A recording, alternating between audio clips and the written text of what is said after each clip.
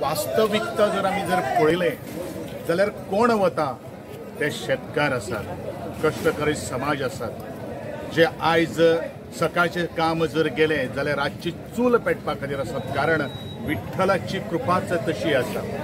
आणि हेच ते शेतकरी शेतान राब राबता, लोकांची शेतां कसयतात आणि आपलो निसर्गाचो आणि जो आमकां जे खावपाक जेवपाक जे अन्न जाय ते अन्नाचे आज सफल आज बरे तरेची उगवतात। आणि म्हणूनच तांचे सगळे हे कष्ट जाले नंतर विठ्ठलाच्या दर्शनाक भेटीक वचून ती ताकद आणि शक्ती, जो आत्मविश्वास आणि जे दुसरे खातीर मागप हे अत्यंत महत्वाचे आसा।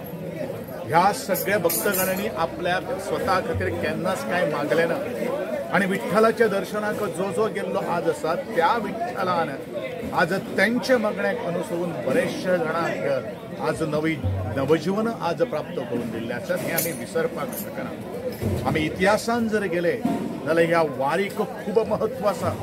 आणि ज्या वेळाचेर वारीक ज्या वेळाचेर हांव 2012तल्यान ज्या वेळाचेर पांयवारीक तांकां मेळपा खातीर एक दीस वता, तांचे बरोबर हांव 5 ते 6 किलोमीटर चलताय बीन तांची थोडीशी सेवाय हांव करता।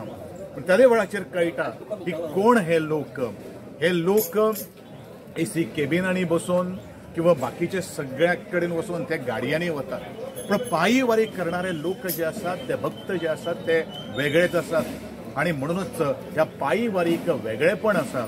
आणि ह्या पायी वारीक वचणारो प्रत्येक जो भक्त जो आसा तांकां ताकद दिवची, तांकां बळगें दिवचें, तांच्या कुटुंबाक बरे तरेचे जीवन प्राप्त करून दिवचें, आरोग्य प्राप्त करून दिवचें हेच हांव ह्या समयाचेर म्हणटलो।